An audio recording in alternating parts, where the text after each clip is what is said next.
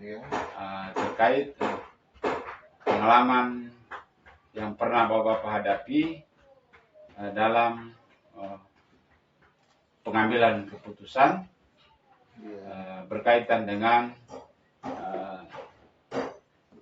dilema atau rujukan moral yang pernah Bapak ambil di sekolah yang Bapak pimpin. Jadi saya mohon izin, kami punya list pertanyaan. Kalau Bapak berkenan menjawab, maka saya mohon izinnya untuk menjawab. Tapi kalau Bapak tidak berkenan, maka kita lewati saja. Bisa ya Bapak? Bisa. Oke. Bisa dimulai. Artinya begini Bapak. Ya. Pertanyaan pertamanya, selama ini bagaimana Bapak dapat mengidentifikasi kasus-kasus yang merupakan dilema etika ataukah itu adalah rujukan moral? Kira-kira seperti apa itu Bapak mengidentifikasinya? Oke, baik ya. Terkait dengan masalah persoalan etika, ya, rujukan moral itu biasanya di sini saya langkah pertama yang saya lakukan itu biasanya saya amati dulu persoalannya. Setelah itu saya menggali informasi untuk bagaimana dalam pengambilan keputusan itu bisa disesuaikan pada aturan atau kesepakatan yang dihasilkan bersama dalam sekolah saya. Oke, terima kasih Bapak. Oke, itu terkait dengan Bapak mengidentifikasi. Oke, selama ini nih, bagaimana Bapak menjalankan pengambilan keputusan di sekolah Bapak, terutama kasus-kasus di mana ada dua kepentingan yang sama-sama benar atau sama-sama mengandung nilai kebajikannya. Itu kira-kira seperti bagaimana?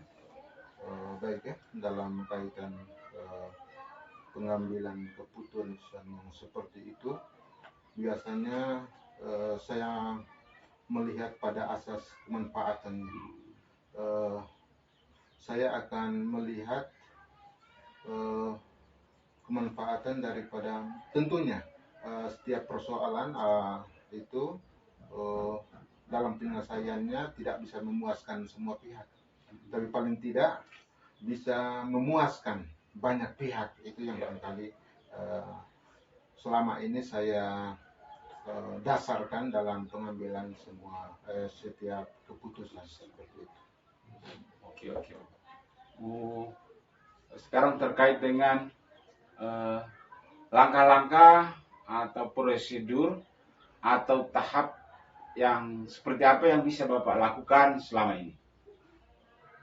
Ya, baik ya. Terkait dengan persoalan seperti itu, biasanya setelah saya mendapat informasi persoalan seperti itu, maka saya biasanya langsung turun ke lapangan.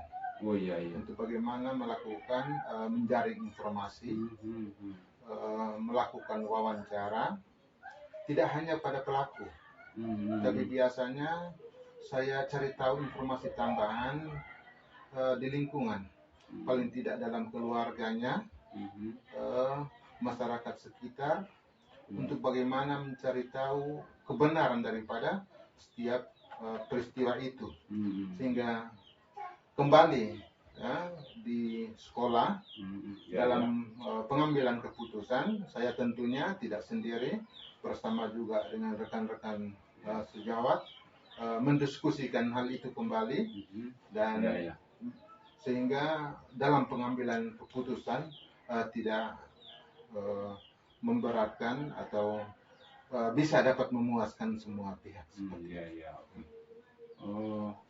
Jika seperti begitu, apa saja yang selama ini Bapak anggap lebih efektif dalam pengambilan keputusan pada kasus-kasus dilema etika? Penekanannya adalah dilema etika Bapak. Kira-kira seperti bagaimana ini Bapak? Hal yang saya rasa lebih efektif dalam pengambilan menghadapi persoalan seperti itu, saya biasanya setelah mendapatkan informasi persoalan seperti itu, biasanya saya mendiskusikan terlebih dahulu bersama teman-teman sejawat, dalam hal ini teman-teman guru, dalam hal ini guru-guru yang senior. Ya, biasanya saya diskusikan dengan mereka, kemudian langsung ke lapangan untuk bagaimana mencari tahu informasi itu, dan kemudian datang ke sekolah, dan dalam rapat dengan guru itulah kita membuat keputusan-keputusan yang tentu saja tidak diupayakan untuk bisa memuaskan semua pihak. Oke. Oke, terima kasih. Ini hal apa saja yang selama ini yang merupakan tantangannya, Bapak? Tantangan dalam pengambilan keputusan terkait dilema etika ini, Bapak. Ya, terkait dengan itu, yang menjadi tantangan di sini itu, kita ini kan hidup di tengah masyarakat masyarakat adat. Yang menjadi dilema persoalan kita itu adalah bagaimana kita padukan antara aturan dengan beban sosial kekeluargaan ini. Iya, luar biasa.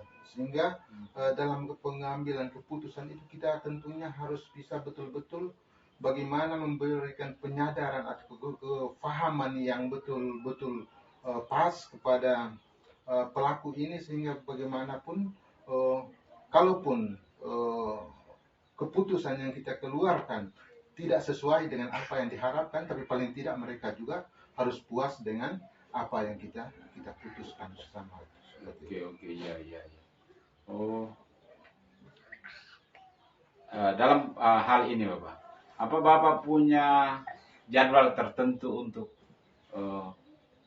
menyelesaikan kasus dilema etika, atau Bapak langsung di tempat? Ada jadwal tertentu, atau Bapak begitu ada kasus Bapak selesaikan? Oke, terkait dengan itu saya biasanya tidak punya jadwal untuk itu. Ya. Jika ada persoalan, saya hanya berusaha untuk bagaimana sesegera mungkin untuk diselesaikan. Prinsip saya bahwa persoalan itu ibarat api bagi saya. Api itu kalau dibiarkan lama, maka dia akan terus menjalar. Oleh karena itu, maka secepat mungkin kita berupaya untuk bagaimana meredamnya, menyelesaikan persoalan itu. Seperti itu. Oke. Adakah seseorang yang mempengaruhi Bapak? Misalkan pengawas atau siapa begitu? Saya untuk itu, saya di sini saya bersyukur bahwa saya hidup di selain di tengah-tengah teman-teman yang baik. Artinya dalam kepemimpinan saya itu saya mendapat dukungan daripada teman-teman ini yang sungguh luar biasa, sehingga dalam pengambilan keputusan saya juga artinya siap untuk didukung oleh mereka, dan juga selain itu juga lingkungan masyarakat yang juga sangat mendukung, luar biasa mendukung, sehingga dalam pengambilan keputusan saya itu artinya bisa diterima. Iya, luar biasa. Oke, dari semua hal yang telah Bapak sampaikan ini, kira-kira pembelajaran apa dari pengalaman Bapak tentang ini, pengambilan keputusan terkait dengan dilema etika ini, Bapak? Prinsip saya bahwa pengalaman itu adalah guru yang baik. Sementara jabatan kita tentunya tidak hanya hari ini. Sehingga dalam menghadapi setiap persoalan, masalah, bahkan sampai bagaimana cara penyelesaiannya, saya menganggap bahwa itu semua adalah pembelajaran bagi saya, yang tentunya itu bisa jadikan ilmu menjadi pegangan untuk bagaimana menghadapi persoalan, dan bagaimana juga menyelesaikan persoalan di kemudian hari. Iya. Seperti itu.